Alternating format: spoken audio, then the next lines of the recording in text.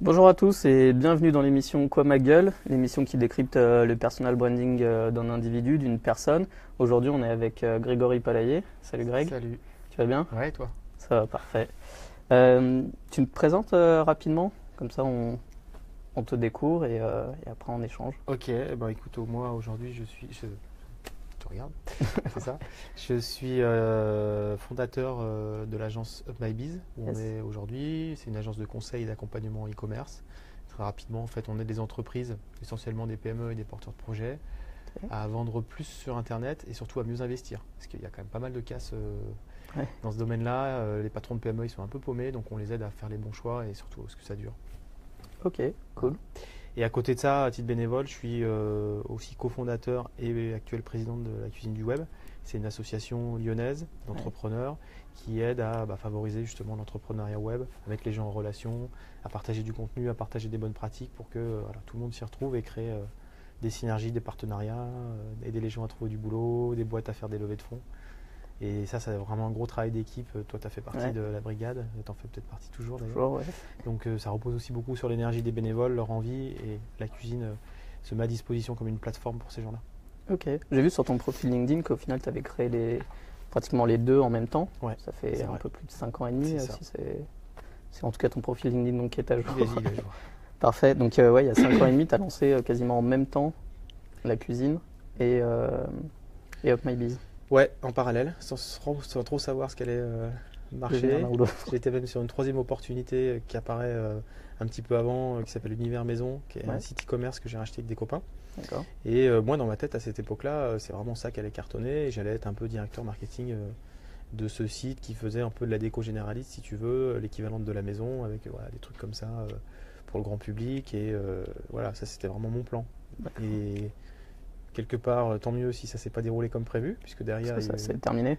voilà, ça s'est rapidement terminé parce qu'en fait, le truc n'était pas viable dans le sens où on avait une offre très généraliste, sauf qu'on n'avait pas les moyens d'être généraliste. Dans Ouais, ce secteur-là, il faut avoir voilà, beaucoup de budget pour communiquer, pour peser auprès des marques, avoir des grosses commandes pour avoir des bons prix, être servi en premier.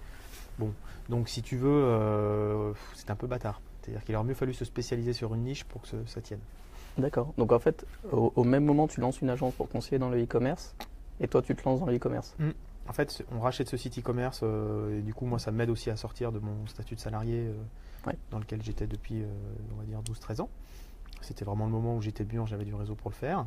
Et le crash de ce site-là m'apprend beaucoup de choses et me fait prendre conscience que pour les gens, justement, même tu vois, des mecs comme moi qui avaient 10 ans, 12 ans d'expérience dans le web pur, le web communication côté annonceur, le e-commerce, c'était quand même très particulier. Il y a tout ce qui est comparateur, place de marché, logistique, tu ouais, vois, des trucs très spécifiques et j'étais un peu paumé. Et notamment pour moi, si on devait dire c'est quoi mon déclic, c'est la visite du salon e-commerce en 2012. Je sais pas si tu as déjà traîné ouais. tes baskets Alors, là-bas, tu ressors, tu as une Paris. porte comme Ouais. ça, à la porte de Versailles. C'est une espèce de jungle Mm. démentielle. Et tu comprends rien en fait, hein. Et tu te dis comment je vais faire pour gérer tout ça en même temps de front, être efficace sur tout. Déjà, j'ai pas les compétences sur tout et puis j'ai pas le temps, hein. Même en bossant 24 heures, ce serait injouable. Bon, donc du coup, j'ai vu sur le stand de Lengo, qu'on connaît bien, Ouais, les Nantais, ils avaient un petit bonhomme à côté qui avait son pupitre et qui dit, bah moi, si vous êtes client Lengo, vous avez une super machine, mais vous n'avez peut-être pas le temps ou la compétence pour l'utiliser. Eh ben, je me propose de vous donner du temps, moyennant 300, 400, 500 euros par mois, d'accord. pour l'utiliser à votre place. Du coup, vos places de marché, vos comparateurs seront bien gérés. C'est moi qui vais prendre le truc. Externalisé, donc. Exactement. Et là, je me dis, tiens, c'est pas con. Et du coup, peut-être qu'on peut proposer la même chose sur d'autres sujets aux e-commerçants. Si tu veux, soit des pure players. Légèrement, les pure players, ils sont quand même bien renseignés, ils se Ouais, forment sur Internet, mais plutôt aux PME. Toutes ces PME, si tu veux, qui ont du potentiel à vendre en ligne leurs produits, leurs services, et qui n'ont soit pas le temps, soit pas l'expertise en interne. Donc c'était l'idée d'aller les voir. Éventuellement, au début, évidemment, j'ai commencé par mon réseau, leur dire attendez, on va se détendre et nous, on va vous aider sur certaines choses, vous faire gagner du temps. C'est comme ça que ça s'est fait. Deux, trois clients, on a vu que ça s'était bien passé avec Vladimir, que vous avez croisé tout à l'heure. Et puis ça s'est fait petit à petit. Univers Maison, on l'a cédé. Ça ok. n'a pas déposé de bilan, on l'a cédé. Et puis voilà, donc je me suis basé là-dessus. Et la cuisine, pour répondre à ta question, au début, j'avais pas beaucoup de clients sur MyBiz. Et j'ai fait des rencontres. Ça permet de faire du réseau. Ça me permet aussi de faire du réseau. Et puis, si tu veux, on s'est trouvé à un moment donné avec Guillaume Berthollet, Pierre-Henri de l'Entresemble qui lançait son fonds, 2-3 personnes. Et puis aussi Julien Villedieu, qui était l'ancien directeur général de Lyon Infocité, qui était l'ancienne association un peu équivalente de la cuisine du web, à se dire, ouais, là aujourd'hui, il manque un peu un truc, justement, dans tout ce qu'il y a dans le paysage numérique, et en particulier web à Lyon, il y a une fonction qui n'est pas vraiment assurée. Et puis, il y a eu un déclic au 3W 2012, qui était la conférence scientifique. Enfin, je vois ce que c'est après. Voilà, Je sais pas si c'était celle-là. Ouais, et du coup, elle va avoir à nouveau lieu en 2018 à Lyon. Ça, c'est cool. Elle revient. Et il y a eu une soirée à l'Étoile de Ville.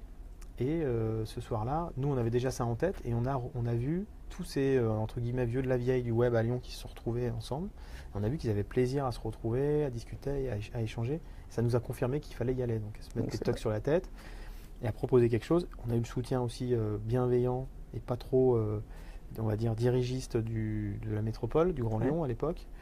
Ça, c'était cool. Donc, on se disait, on est dans la bonne voie. Et puis, après, je promis, je vais finir ma phrase. Après, du coup, il y avait aussi un autre projet mené par Jerry Newhart de Mapado, qui était un peu plus technique, on va dire, avec aussi Jonathan Guillemin. On était un peu sur le même constat, la même proposition. Donc, on s'est dit, allez, on va le faire ensemble plutôt que de se tirer la bourre. Et c'était parti. On a lancé le premier banquet. Ensuite, il y a eu Blend, etc. Ok. Donc, en fait, la cuisine, toi, tu es le lien en fait, entre le tech et le biz. Un petit peu, ouais. Le chaînon marketing avec Guillaume, côté créatif. Il y avait aussi Pierre-Henri sur l'aspect financement. Et puis, nous, on est aussi allé chercher, tu vois, Olivier de la Clergerie pour faire un petit peu les gros, Nicolas Claras de Cybercité, voilà. Donc, tout ça, on s'est retrouvé au bon moment. Un bel écosystème. Un bel écosystème. Et moi, c'est tombé au moment où j'avais du temps libre et je pouvais m'impliquer là-dedans. Et en fait, plus ça a avancé depuis 2012, plus on a structuré l'association et moins je donne du temps opérationnel. Je me oriente sur nouer des partenariats, tu vois, où là, je peux vraiment être utile. Parce que du coup, j'ai moins de temps. En répartition de temps, ça te prend combien de temps? Ou c'est du off, c'est même en journée, enfin, il n'y a pas de... Franchement, tu vois, tous les ans, ça progresse en mode, on est de plus en plus structuré, de plus en plus organisé, de moins en moins à sauce, vraiment freestyle, où ça part dans tous les sens. Il y a un nouveau directeur général depuis donc, pas encore un an, mais Jean-Louis, un peu moins, bientôt, fin d'année, mais en tout cas, lui, c'est sûr qu'il est venu pour durer. Et puis on a vraiment eu de la chance parce qu'il vient de la base, il a prouvé, il a fait plein de choses. Donc du coup, là maintenant, je vais pas dire que ça tourne tout seul, mais on est en phase structurée. Il y a un bon relais en face. Ouais, tu vois, c'est quand même un budget d'1 million d'euros si on ajoute Blend, la tour et la sauce. Bon, donc maintenant il faut arrêter de bricoler. Il y a un prochain lieu, c'est ça? Oui, il y a l'idée de... En fait, on s'attendait pas... Ça a été assez douloureux et compliqué de lancer la tour. Justement parce qu'à cette époque-là, on était encore en mode un peu freestyle. Chacun prend sur son temps perso, donc tu vois, t'es pas forcément toujours synchro. Et l'idée, ça a été de se dire, allez, on le lance quand même, comme pour Blend, si tu veux, parce que c'est ça qui va nous aider à franchir l'étape d'après. Notamment pour ressembler à des gens comme Atlantique 2.0 à Nantes, qui est devenu Nantes French Tech, Paris. Bon, il nous faut ce lieu. Depuis le début, c'était à cocher dans le cahier des charges de la cuisine. Il nous faut un lieu où il se passe des trucs de manière permanente. Et on a eu cette opportunité, on s'est vraiment sorti les doigts pour que ça se fasse. Et on ne s'attendait pas derrière à ce que ça prenne aussi vite, si tu veux. Et du coup, le truc, c'est on a fait un truc plutôt prudent pour pas prendre trop de risques. C'était déjà un énorme risque. C'est déjà gros. Carrément. Et notamment, je te laisse imaginer pour une assoce, louer un immeuble de 2500 m², le propriétaire, il a été, on va dire, collaboratif. Et surtout, on a eu le CIC pour tous les aspects financiers, caution, qui nous a vraiment bien aidé. Bon, du coup, et tu vois, au bout de 6 mois, 1 an, coworking relativement plein, même s'il y a déjà beaucoup d'offres sur Lyon et qu'on ne veut pas remplacer, mais c'est important d'avoir un coworking pour faire un peu de flux. L'espace événementiel et surtout l'hôtel d'entreprise. Alors ça, c'est devenu plein très très vite, voire trop vite du coup. Et du coup, on se dit, cette espèce de truc un peu hybride, on a envie de le faire de manière plus importante, avec un lieu de restauration qui change un peu tout aussi. D'où la cuisine. D'où la cuisine, pour faire écho. On est notamment en très bonne relation avec le Ninkasi. Tu vois, et eux, pareil, ils sont vraiment partants. Donc après, ça devient un très gros projet de construction. Il faut qu'on trouve un partenaire immobilier, un promoteur pour nous aider à monter le truc, le financement. Tu vois, c'est des projets à 2-3 ans. Mais ce qui est cool, c'est ambitieux. Voilà, c'est ambitieux et on va essayer de mettre dedans des entrepreneurs. C'est-à-dire des gens justement qui aussi veulent utiliser ça comme placement, à la fois occupant le lieu et en investissant leur argent dans ce projet-là pour tu vois, faire de la rentabilité et aider aussi à ce que ça puisse se faire. Ok, donc c'est vrai que ça a l'air d'être quand même quelque chose d'assez conséquent. Je reviens un petit peu Ouais. sur ce que je t'ai demandé juste au départ. Combien de temps ça te prend? Parce qu'en fait, il y a beaucoup de gens qui ont envie de se lancer. Je fais un peu écho à un article il y a quelques années où Elon Musk disait c'est compliqué de lancer une société, c'est encore plus compliqué d'en lancer deux, trois. Toi, avec du recul, il y a presque 6 ans, tu lances, tu reprends une société, tu en lances une et tu lances une asso. Il y a 6 ans, aujourd'hui, tu referais la même chose. C'est quoi ton conseil?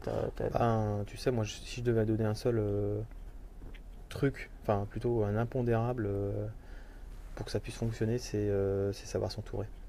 Ouais. Clairement, tu vois, et c'est valable sur la sauce ou sur UpMyBiz. Ça veut dire quoi? Le ou les bons associés.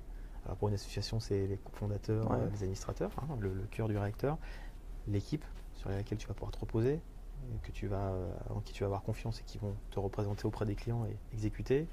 Et puis tes partenaires. Ouais. Tu vois, pour la cuisine, c'est les sponsors qui jouent le jeu au départ et qui font un peu un chèque en blanc. Et toi, nous, les gens qui vont nous faire connaître et qui vont nous amener leurs clients. Tu vois, nous, on a eu 3-4 partenaires au début, Dédi Agency qui est à côté, Wheezy Shop, des gens comme ça, Shopping Flux, le e-commerce. Ils nous ont fait confiance, ils nous ont amené des premiers clients. Sans eux, on n'en serait peut-être pas là aujourd'hui. Donc après, c'est l'éternel débat de la chance, c'est de se dire, et de la saisie d'opportunités. Il y a des gens qui disent est-ce que je vais à la rencontre des gens ou est-ce que j'attends un la petit chance peu, au final ça se provoque un petit peu et puis c'est un aliment de planète, donc se dire j'étais peut-être aussi à ce moment-là avec les chakras suffisamment ouverts pour parler à ces gens-là pour clairement qu'ils t'entendent et que finalement il y a un dialogue. Donc avec le recul je peux pas te dire la proportion de volonté perso qui fait ça ou de tiens on s'est rencontrés au bon moment dans la même rue quoi. Ok. Et sur le seul truc que t'as pas, enfin pas le seul truc, mais un des seuls trucs moi que je pensais entendre rapidement, c'était le côté financier, l'investissement. Alors est-ce que c'était aussi dans le côté je m'entoure ou c'est moins important au lancement? Alors si, moi j'ai un point que j'aimerais bien aborder sur ce sujet-là. Moi donc là l'activité c'est une activité qui s'autofinance, de conseil, de prestation de services sur laquelle on a de la visibilité. On peut se développer sur fonds propres. Alors la cuisine c'était un peu showtime. Parce que, alors on a toujours essayé d'autofinancer les événements et surtout de ne pas être trop dépendant de l'argent public. Donc il y en a eu et il y en a encore sur Blend pour amorcer parce que c'est un truc assez coûteux, location de la cité, tout ça. On en a besoin mais on a voulu le circonscrire à une petite proportion et sur la sauce on a dit niet. Non pas qu'on ne s'entende pas avec le public mais qu'on sait que c'est toxique et que l'Union Infocité a eu des problèmes à cause de ça. Bon, donc ça ne nous a pas simplifié la vie et souvent c'était nous les commerciaux de la cuisine à aller chercher, voir des sponsors et on les a trouvés. À un moment donné, on est allé chercher. Mais c'est plus un job de commercial, un peu comme ici, tu vois, il faut se battre. C'est un combat de tous les jours.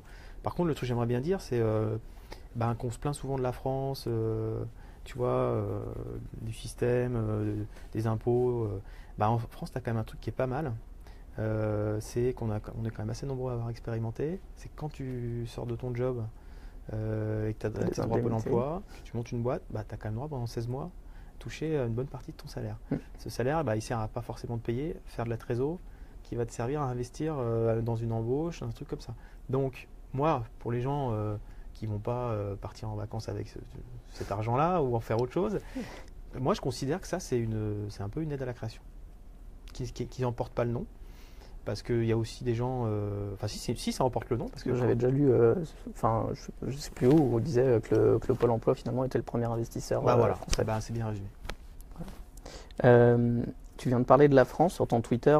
Tu marques que tu bosses que tu es le fondateur d'UpMyBiz. Et après, il y a deux trucs marrants. Est-ce que c'est deux choses qui te caractérisent? En Marche et l'OL? Alors l'OL, c'est dû à mon passé, à la fois de supporter. Et puis, bossé là-bas. Et puis j'ai bossé 8 ans là-bas, et notamment grâce à ce passé supporter. Parce qu'il y a eu concours de circonstances, je me faisais un petit peu chier dans mon premier job, et puis j'ai un pote qui me dit ouais, envoie ta candidature spontanée à Olas, tiens, j'ai chopé l'email de son assistante, tente ta chance. Et tu vois, encore, on en revient à ces histoires de chance. J'arrive à caler le rendez-vous, et puis là, il me dit, c'était en 2000, il me dit vous vous avez du bol parce que la semaine prochaine, on allait publier une petite annonce sur l'équipe pour trouver notre responsable web. Tu vois. Donc clac, là, t'arrives au Parfait. bon moment, tout le monde se cherche. Voilà, bon, donc effectivement, moi j'ai vécu, en plus j'ai eu la chance, j'étais de 2000 à 2008. Je suis arrivé en 2000, tous les journalistes super sérieux expliquaient que l'OL c'était des losers, c'était rien gagné depuis 73, c'était impossible qu'ils gagnent quelque Donc chose. c'était au bon début. Voilà, donc il y a une série incroyable, c'était génial. Et voilà, donc après, oui, je le reste soutien du club. Même si en ce moment c'est plus difficile, mais bon, ça va repartir. Ouais. Et ouais, En Marche, bah, du coup, c'est vrai que tu sais jamais comment trop gérer ça. C'est-à-dire que quand tu as décidé, je dirais, de prendre position publiquement, il y a pas mal de monde, et je le respecte, qui disent tiens, ça c'est des convictions personnelles, j'ai pas envie de me mouiller, le vote c'est un petit peu voilà, un choix, et on n'a pas forcément ni à casser les oreilles de ses copains avec, ni à les polluer sur les réseaux sociaux. Bon. Après, comment moi je l'ai vécu, en fait, pour te dire le truc, moi j'ai suivi ça de manière assez précoce. C'est-à-dire que c'était en avril-mai, Ouais. quand il a lancé le mouvement, en fait. Juste avant de démissionner. Ouais. Voilà, exactement. Et moi, ça m'a beaucoup parlé, notamment par rapport à ce qui se fait à Lyon, justement, ce que j'ai constaté pendant la création de la cuisine. Qu'est-ce que j'ai vu à Lyon et avec d'autres entrepreneurs, c'est qu'on arrive à faire bosser ensemble des mecs de gauche, de droite, des mecs d'associations, des mecs de grosses boîtes, sans a priori, et que ça marchait.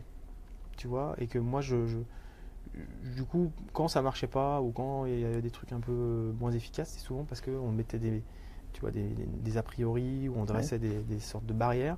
Et c'est ça qui m'a plu. Et notamment parce que j'ai aussi des copains expats, je vois aussi qu'à l'étranger, c'est ce qui a marché. C'est ce qui a marché en Allemagne, au Canada, dans plein de pays où à un moment donné, on s'est dit, allez, on arrête de se faire la guerre, on essaye quand même un peu de voir comment les gens qui sont bons à leur poste essayent de bosser ensemble. Donc, ouais, j'y ai cru, et des fois on me dit peut-être de manière un petit peu excessive, mais je pense que c'était pas, si tu veux, c'était plutôt un truc dans le sens de l'intérêt général. Je me suis dit que pour une fois, on a peut-être une possibilité, même si jamais, même si rien n'est parfait et qu'on peut pas empêcher les gens de penser au fait que la politique, c'est toujours des sous-entendus.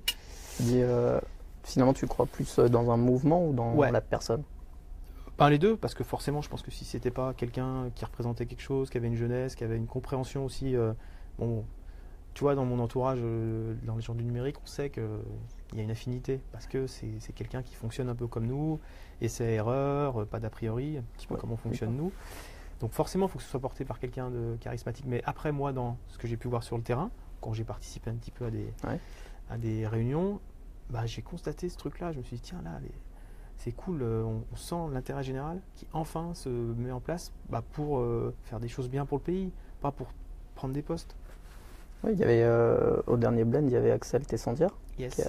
qui s'est quand même beaucoup impliqué. Tu avais pu échanger avec elle Non, par contre, j'ai vu qu'Olivier Mathieu, il a fini aussi par se positionner. Tu vois, c'était tous des gens un peu, comme je te le disais, prudents par rapport à oulala, si je prends une couleur politique, c'est pas bon. Ils ont fini tous par avoir un peu le shift. Tu vois, même Guillaume, je sais que pareil, il voulait pas trop, qu'il a aussi beaucoup d'a priori sur la politique. Il a senti, comme plein d'autres, comme plein de patrons, que tiens, c'était peut-être le moment quand même d'envoyer un signal. Alors après, t'en as qui le font avec plus ou moins d'intensité, mais bon, on verra bien. Et d'un point de vue pro, tu trouves ça compliqué de mêler du pro et du perso? Parce que ça, finalement, c'est du perso. Ce qui est difficile dans ce sujet-là, c'est que c'est pas que du perso, en fait, c'est aussi un truc qui... Ouais, je pense. Après... Donc ça serait à étudier de voir s'il serait pas intéressant d'afficher quand même sa couleur politique pour l'impact professionnel que peut donner ta société. Toi qui, je pense, aussi t'intéresses beaucoup à l'international, il y a des pays où ça pose aucun problème. Ouais. Les patrons sont complètement décomplexés avec ça, et ça se fait sans esprit de polémique. Moi, tu vois, par contre, si je devais avoir un petit, entre guillemets, regret, toute la fin de campagne, elle a été violente, et là... moi, je m'en suis pris un peu plein la gueule, et j'ai trouvé ça un peu disproportionné, et je me suis dit, attends, là, qu'est-ce qui se passe? Les gens deviennent fous. Alors, c'était un peu la tournure de cette campagne qui a voulu ça, hein. Ouais. Mais bon... elle a été violente. On l'a un peu oublié aujourd'hui, tant mieux, mais je me suis forcément posé des questions, et du coup, toi aussi, ça te fait perdre ton... Tu deviens un petit peu aussi en réaction encore plus virulent, et tu as envie de... Pas virulent, mais... Voilà, tu as envie de faire entendre ta voix.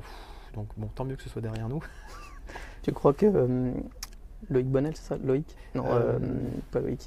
Olivier? Non, On a pas. tous les deux perdu. Bruno. Bruno, Ouais. merci. Ouais. Tu crois que Bruno Bonnel se disait il y a quelques années, je vais en politique ou c'est aussi un mouvement et qu'il a pu le. C'est une super question et il l'a développé. Il y a eu un rassemblement au Transborder entre les deux tours des législatives. Ouais, je n'ai pas suivi ça. Et j'ai assisté à son discours et c'était vraiment répondre à cette question-là je crois qu'il a 55 ans, et d'expliquer pourquoi en fait il n'avait jamais franchi le pas. Ouais. Et en fait il disait qu'il avait vécu des hauts, des bas avec Infogrames, avec différentes choses. À titre perso aussi, c'est quelqu'un qui a perdu un enfant, tu vois, et il expliquait qu'en fait là maintenant il avait eu un petit peu aussi cette prise de conscience, ce déclic sur sans avoir forcément de logique d'intérêt personnel, même si tu n'empêcheras jamais les gens de le penser, à un moment donné j'ai envie d'apporter à mon pays. Ouais. Parce qu'on le disait tout à l'heure sur le Pôle emploi, le pays de temps en temps tu es quand même content de l'avoir pour la sécurité qu'il t'apporte. Bah voilà, de temps en temps tu as envie aussi de te mouiller et tu te dis c'est le bon moment, j'ai de la bouteille, j'ai des choses à apporter que je voudrais transmettre. Et c'était vraiment, je pense, très sincère de sa part. Et ça c'est vraiment cool d'entendre ce genre de discours. Très personnel, un peu comme ce que vous faites là. Yes. Politique, foot, il y a quoi d'autre chez Grégory Palayer en perso presque? On a beaucoup parlé de pro. C'est difficile de faire abstraction de garçons, quoi. Même si forcément je les vois pas assez. Et ça, forcément, ça compte beaucoup. Justement, tu vois, sur des sujets comme ça, ils ont 8 et 10, donc je commence un peu à essayer de les éveiller.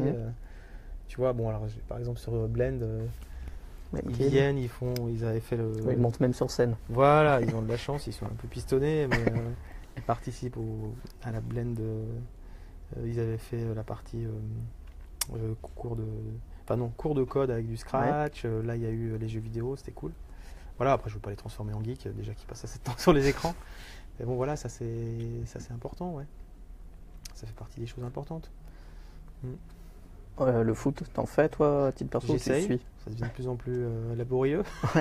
J'ai jamais été super doué techniquement, et alors là physiquement, forcément, de temps en temps, tu sens que les années passent. Et puis non, bon, écoute, je fais pas mal de ski, un peu de golf, c'est un truc qui mentalement est vachement intéressant aussi. Ouais. Ça permet de travailler un peu sur justement la volonté, la confiance. Ça c'est cool. Qu'est-ce que j'ai comme autre hobby? Si, je suis assez, comme vous avez pu le voir, orienté gastro, bouffe, boisson. C'est aussi, comme tu le disais, la cuisine, ça part pas de nulle part, ça s'est pas créé nulle part. La première soirée c'était chez un caviste dans le 5e et ça nous a toujours suivis. Et alors, tu vois, je voyais un sondage, peut-être que tu l'as vu passer la semaine dernière, sur les gens qui bossent dans le digital aujourd'hui. Qu'est-ce qu'ils aimeraient faire comme... Je l'avais noté dans mes questions. 42% des Français qui bossent actuellement dans le digital auraient peut-être envie de changer, ne voudraient plus travailler dans le digital plus tard, s'ils devaient changer. C'est ça. Et toi, tu l'as retweeté début juillet et tu as mis +1. +1, tu vois, c'était une de mes questions plus vers la fin, mais vas-y. Je suis dedans parce que c'est génial, hein, tout ce qu'on fait, c'est fantastique. Puis tous les ans, il y a des nouveaux trucs. Tu vois, là, on fait des Facebook Live. C'était un truc inimaginable il y a 1 an et demi. Bon, mais ce cordon, il prend de plus en plus de place dans la vie, quoi. C'est un truc de fou et on a beau se dire, on essaie de se détoxer, de se couper, de machin. Puis, je sais pas comment tu gères ça, toi, mais... Pour l'instant, je survis. Tu survis. Bon, moi, j'avoue que je me sens un peu victime. Enfin, je subis plutôt. Et du coup, je me dis, avant d'être vraiment trop vieux, avoir un métier... T'as quel âge? J'ai 42. Ça. Non, mais voilà, avant de plus en être capable, plutôt, un métier un peu, entre guillemets, d'extérieur, offline, peut-être un peu manuel. Voilà, je pense que ça serait... Et pourquoi pas, justement, dans la partie food, wine, tu vois. Alors, notamment à Lyon, il y a la food tech qui est super, active. Ça pourrait être un truc qui me brancherait. Alors, il y a encore de la tech dedans, mais... Voilà, c'est vrai que je pense que... complètement coupé non plus. Écoute, je m'interroge par rapport à ça. Je m'interroge. Parce que remonter quelque chose qui soit peut-être purement manuel, pour se faire connaître, tu utiliseras peut-être les rouages que tu as découverts tout à fait. Dans le web. Tout à fait. Parce qu'en fait, on parle beaucoup d'entreprise web, mais on fait la même chose que tout le monde. Je veux dire, Ça reste des supports. voilà, exactement. L'entreprise, elle se structure à peu près de la même manière. Et puis, ce dont on parle sur les nouvelles façons de manager, tu vois, ça, c'est des sujets qui me passionnent. Ben, c'est valable partout. Donc,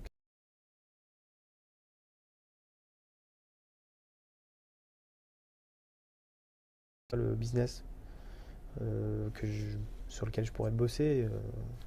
Donc, ouais, je pense qu'en fait, il y a une vie avant et après l'entrepreneuriat. Donc alors tu te vois comment dans 10 ans? Bah, voilà. D'une manifestation. Pardon. On est good?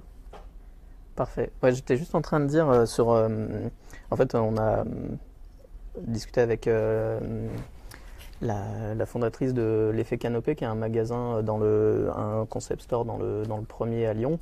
Et elle disait en fait, quand elle fait des partages sur Facebook, sur son site e-commerce, elle se rend compte que les visites ont un impact directement sur ses ventes en magasin. Ah ouais? Dès qu'elle publie, elle voit qu'il y a des gens qui arrivent 20-30 minutes après et qui en fait ont besoin d'aller acheter le produit instantanément. Donc en fait, le côté coup de cœur, il se passe aussi sur C'est Internet, ça. c'est pas que la vitrine. C'est un truc basique, ça s'appelle l'animation commerciale. Yes. Et tu vois, on parle beaucoup de campagne Facebook, d'AdWords, de PrestaShop, mais c'est la base, quoi. Enfin, c'est ça dont les gens ont besoin. Que ça se matérialise par une belle vitrine, par un catalogue, ou par une newsletter, ou un post Facebook, c'est la même chose. Il faut juste, par contre, mettre le jus de crâne pour dire qu'est-ce que j'ai d'intéressant à proposer par rapport aux autres, quoi. Ah, ça, c'est le nerf de la guerre. Et ça, pour l'instant, il n'y a pas de robot susceptible de le faire. Parfait. Dernière question. Sans répondre quelque chose qui est en rapport avec Johnny, quoi ma gueule? Ça te fait penser à quoi? Ça me fait penser au fait que dans notre secteur, dans le web, il y a un truc hyper appréciable, c'est que il y a peu de gens qui pensent qu'à leur gueule. Ou alors ils s'excluent d'eux-mêmes. Justement, on va dire dans l'écosystème lyonnais, de par le fait qu'il y a des gens qui arrivent de l'extérieur et que les gens surtout se respectent énormément, Ouais. même en étant concurrents frontaux, et ben que ma gueule, ça n'existe pas. Et puis ils savent que si je joue le jeu, si je partage, si j'envoie des ascenseurs, ma gueule, elle va ressortir, elle va en bénéficier. Et surtout, je rencontrerai des nouvelles gueules sympas. Parfait. Merci beaucoup Greg Merci à toi. pour toutes tes réponses, d'avoir joué le jeu. C'était cool. Et merci à tous. Vous pouvez nous retrouver sur la page Kiss Cool de Facebook, Upmighty sur Facebook, Twitter, Ouais. Insta. Non, Non, pas encore. pas encore. Peut-être. Faut qu'on trouve. Et sur les réseaux sociaux aussi pour la cuisine du web. Ouais. Et voilà, on se retrouve très bientôt. Merci beaucoup.